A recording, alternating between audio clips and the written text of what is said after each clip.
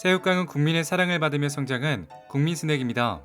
농심의 주력 제품 중 하나로 누적 매출은 2조 원이 넘었고 현재도 1위를 지키고 있죠. 하지만 새우깡의 시작은 농심이 아니라 롯데 새우깡이었습니다. 이 이야기를 이해하기 위해서는 60년대로 올라가야 하죠. 당시 일본 롯데에서 근무 중이던 신춘호는 대한민국에 진출하여 라면 사업을 하고자 합니다. 일본에서 라면의 인기가 높았을 뿐 아니라 국내에서도 삼양라면이 큰 인기를 끌고 있었기 때문이죠. 이에 신춘호는 형이 신격호 롯데 회장에게 라면 사업을 하자고 제안했지만 신격호 회장은 매몰차게 거절했습니다. 삼양이 차지하고 있는 국내 라면 시장에 롯데가 진출해봐야 손해만 볼 것으로 생각했죠. 실제 당시 삼양의 점유율은 80% 이상이었으며 그 외 8개 업체가 난립하던 상태였습니다. 오기가 생긴 신춘호는 형의 그늘에서 벗어나 라면 사업을 준비. 그렇게 1965년 롯데공업이 설립되었고 이것이 농심의 시작이었죠. 당시만 해도 신춘호 회장은 롯데란 이름을 사용했고 신격호 회장은 이를 묵인했습니다. 처음 출시한 라면의 이름도 롯데라면이었죠. 그러나 야심차게 출시한 라면들은 삼양을 넘지 못했고 부도위기에 직면했는데 때마침 정부에서 밀가루 사용을 장려하면서 라면 시장은 급성장하여 한숨 돌릴 수 있었습니다. 이에 힘입어 롯데공업은 야심차게 소고기 라면을 출시, 소비자들에게 큰 인기를 끌었습니다. 보릿고기가 있던 당시에는 소고기가 매우 귀한 음식이었지만 국내 최초로 소고기 라면을 개발하면서 큰 주목을 받았었죠. 이후 농심이 소비자들을 제대로 사로잡기 시작한 제품은 농심라면인데요. 형님 먼저 아우 먼저라는 광고가 크게 유행했었죠. 그리고 신춘호 회장은 라면뿐 아니라 스낵 사업에도 진출합니다. 1971년 국민과자 새우깡을 출시. 앞서 말씀드린 것처럼 롯데란 이름을 사용했기 때문에 롯데 새우깡으로 불렸었죠.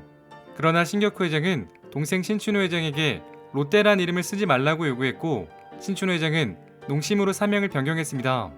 이를 계기로 신춘호 회장은 롯데와의 단절을 선언했고 이후 양측은 왕래를 끊고 집안의 제사도 따로 지냈습니다.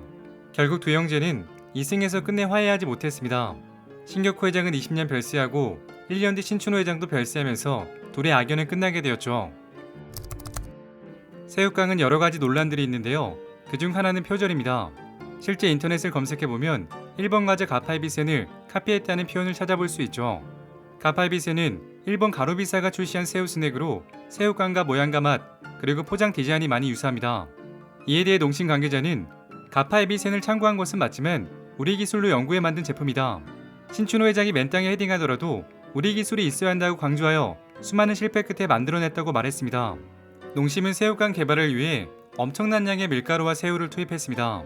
연구원들은 튀김 온도가 적절하지 않아 태우는 과정을 수없이 반복했고 먹기에 적당한 강도를 찾아내기 위한 실험도 실시했습니다.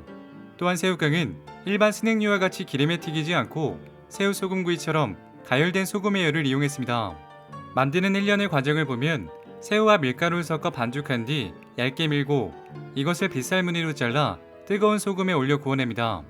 여기에 천일염과 드레싱을 뿌리면 새우깡이 완성되는 거죠. 그렇다면 새우깡이라는 이름은 어떻게 탄생했을까요? 이 이름은 신춘호 회장이 직접 지었다고 하는데요. 어린 딸이 아리랑을 아리깡으로 불렀던 것에서 힌트를 얻었습니다. 이후 농심과자에서는 깡이란 단어가 등장하는데 감자깡, 고구마깡, 양파깡 등이 있죠. 그리고 아리깡이라고 부른 어린 딸은 아모레 퍼시픽 회장의 부인 신윤경 여사입니다. 여담으로 신춘호 회장은 장명의 달인이라고 불렸다고 하는데요. 신라면이라는 이름도 직접 만들었습니다. 신라면의 신은 신 회장의 성에서 따왔다고 하는데 매울 신은 신라면의 정체성을 온전히 나타내는 단어이기도 하죠. 이 밖에도 너구리, 짜파게티, 안성탕면의 이름도 신 회장이 만들었습니다. 신춘호 회장은 그의 저서에서 스낵과 라면의 애정을 드러내기도 했죠. 내 손으로 만들고 이름까지 지었으니 농심의 라면과 스낵은 내 자식 같습니다. 과거 우리는 간식거리가 충분하지 않았는데요. 비스킷과 건빵 정도였고 스낵류는 존재 자체가 생소했죠. 농심은 한국인이 좋아하는 짭짤하고 고소한 맛으로 개발하면 오랜 시간 질리지 않고 유행을 타지 않을 것으로 예상합니다. 그렇게 출시된 새우깡은 소비자들에게 큰 반향을 일으켰죠. 당시 서울 대방동 공장에는 물건을 가져가기 위해 지방에서 올라온 트럭들로 붐비는 등 생산되기가 무섭게 팔려나갔습니다. 아이들은 동네에 들어온 농심 트럭을 소독차 마냥 따라다녔죠. 첫 해에는 20만 박스에 불과했지만 다음 해에는 20배가 증가한 420만 박스가 생산되었습니다. 결국 당시 어려움을 겪던 농심은 새우깡의 인기로 위기를 벗어나 성장할 수 있었습니다. 그리고 새우깡 하면 손이가요 손이가 새우깡의 손이가요라는 CM송을 빼놓을 수 없죠. 윤영주가 만든 이 곡은 광고 음악의 성공 사례 중 하나로 대한민국 사람 중에는 이 곡을 모르는 사람은 거의 없죠.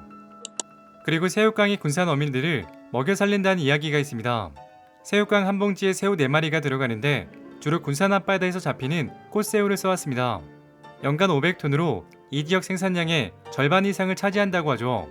그런데 2019년 농심이 국산 새우 대신에 미국산 새우를 쓰겠다고 하면서 논란이 발생합니다. 군산 어촌계는 발칵 뒤집혔고 상자당 9만원이 넘던 새우 가격은 급락하고 말았죠. 군산 어민들은 이렇게 말했습니다.